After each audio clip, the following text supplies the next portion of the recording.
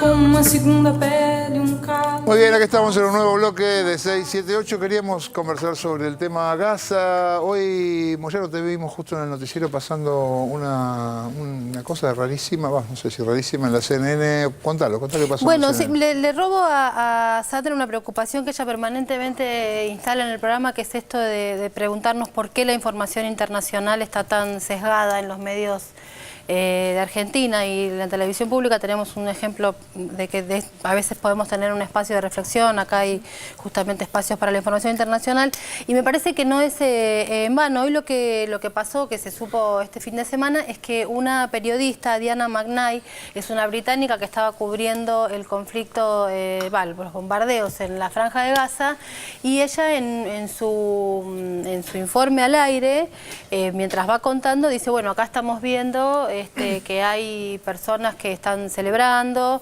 mientras se ven los bombardeos, porque se arma geográficamente como una especie de tarima desde la cual se pueden ver, como un mirador, desde el cual se ven las bombas caer, una cosa espantosa. Y ella en Twitter después escribió, en inglés por supuesto, festejan mientras las bombas caen en Gaza, amenazan con destruir nuestro coche si digo una palabra equivocada, punto seguido, escoria. O sea, escoria aquellos que estaban haciendo eso.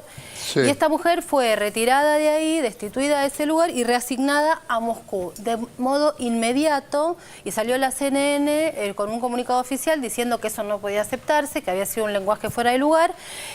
Esto ya de por sí es grave. Es grave que además sean quienes se rasgan las vestiduras permanentemente con el tema de la libertad de expresión.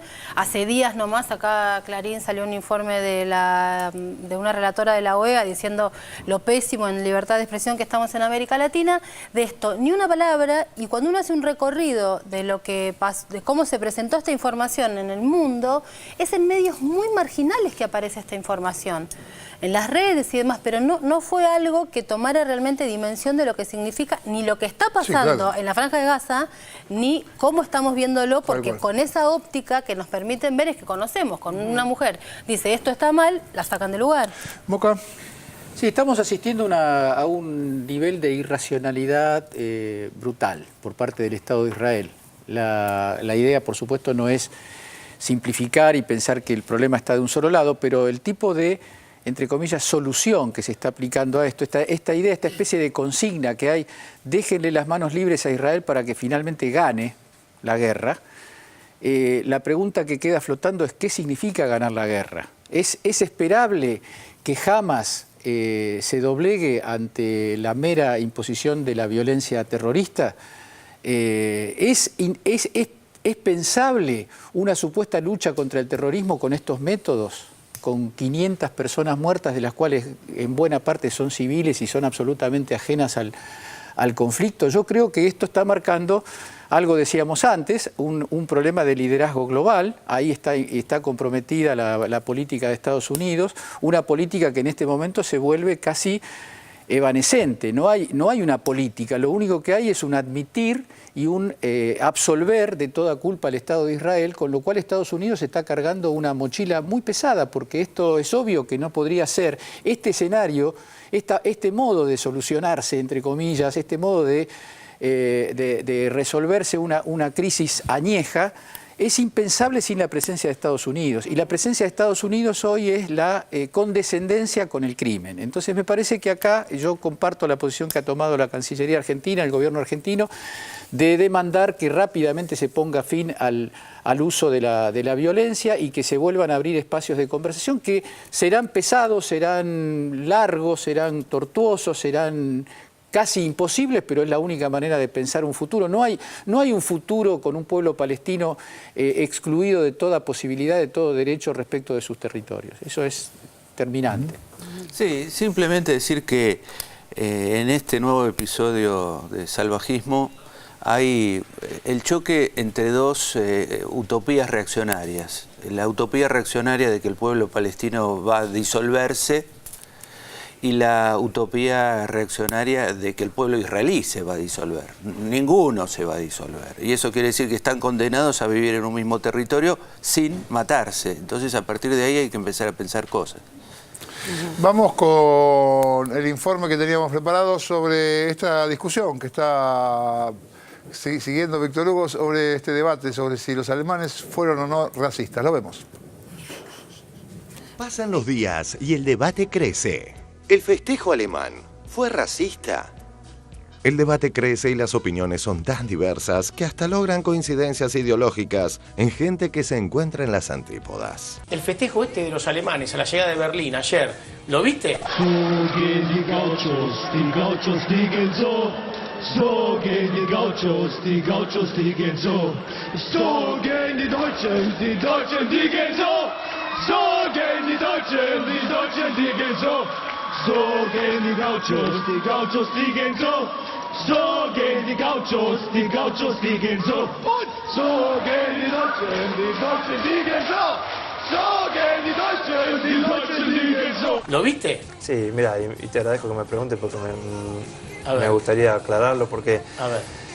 salió de un grupo musical, creo, porque incluso en el Bayern Múnich fue el primero que lo empezó a utilizar en el vestuario. Yo fui partícipe de ese festejo y cada vez que ganabas una copa o una liga se hacía ese festejo. So gehen die Spanier gehen so. So gehen die Spanier gehen so. So gehen die Gauchos gehen so. So gehen die Türken gehen so. So gehen die Türken gehen so. So gehen die Gauchos gehen so.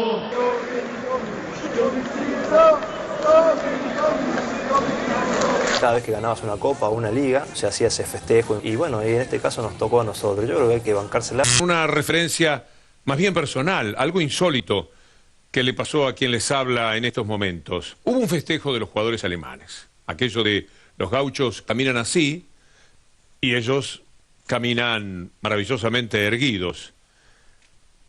Y esto motivó un comentario. Los gauchos caminan así, los alemanes caminamos asá. Las tendencias extremistas han aumentado en Europa de manera preocupante. Tiene que ver también con la concentración de la riqueza. Hay preocupación, ¿por qué?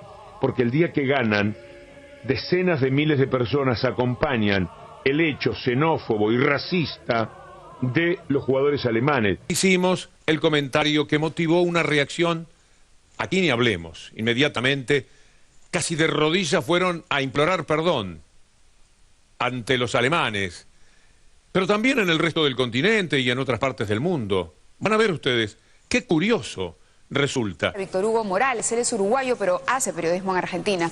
Y ha tomado también de muy mala manera la celebración de los alemanes, a quienes respondió llamándolos nazis asquerosos. Incluso ha ido más allá y aseguró que una parte de Alemania está muy enferma. Esta broma de los alemanes, teniendo en cuenta la historia,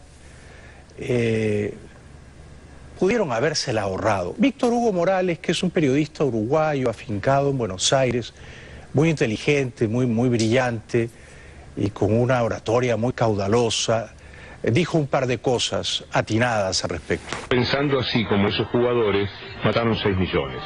De la misma manera, con el mismo recorrido mental, con el mismo grado de imbecilidad y de creencia de superioridad, con esto que a mí me parece bastante más que una mancha, una actitud despreciativa, se comportaron respecto a los judíos, a los gitanos y a los 6 millones de personas que asesinaron en los años 30 y 40, con lo cual esta gente ha hecho muy poco por Alemania, esa Alemania que intenta borrar la imagen de la que discrimina, la que desprecia, la que se siente una raza superior, y que en nombre de eso cometió los asesinatos en masa que se le conocen. No es una reflexión descabellada, porque el baile, si bien pretende ser una broma, una humorada, deja el resabio, deja el pozo amargo de que ellos se sienten superiores, ¿no? De que ellos caminan de una manera erguida, erecta, que nosotros los indios bárbaros de América no somos capaces. Y entonces sí dejan esa impresión de que se sienten superiores. ¿Fueron superiores? Sí, fueron superiores, ganaron la Copa del Mundo, pero era un juego, era un deporte. No era una guerra que ponía en entredicho la superioridad de una raza, ni la manera de andar. En una Alemania muy especial, donde el racismo y la xenofobia y la manera discriminatoria de ver al mundo han crecido en los últimos años nuevamente. Yo estuve ahí reportando durante el partido y después a mí me tocó, por ejemplo, ir por una calle solo, ya sin estar trabajando, y que comenzaran a hacer comentarios un poco así como diciendo: quisiera encontrarme un gaucho, quisiera encontrarme un filete argentino para decirle lo que pienso, para pegarle y cosas así. Como puedes ver, tengo un cabello más oscuro que el prototipo del alemán. Entonces, por ahí, bueno, siendo mexicano, obviamente que te relacionan también con un probable argentino.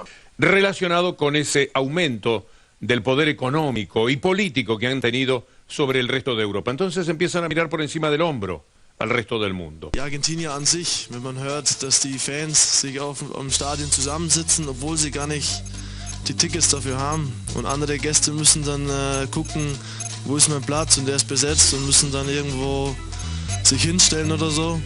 Das zeigt schon ein bisschen ihren Charakter und ihre Mentalität. Y por el tema de los alemanes, la verdad yo no me ofendí ni un poquito. No sé, usted, Aliberti, Para nada, no, todas esas cosas forman parte del folclore futbolero. Lo que quizás no es tan debatible es, y saliendo un poco de lo futbolístico, la supremacía político-económica alemana en Europa, que conlleva para... Bueno, lo levantamos para después tener un ratito de tiempo para debatir. Así que vamos a hacer un corte chiquito y ya venimos.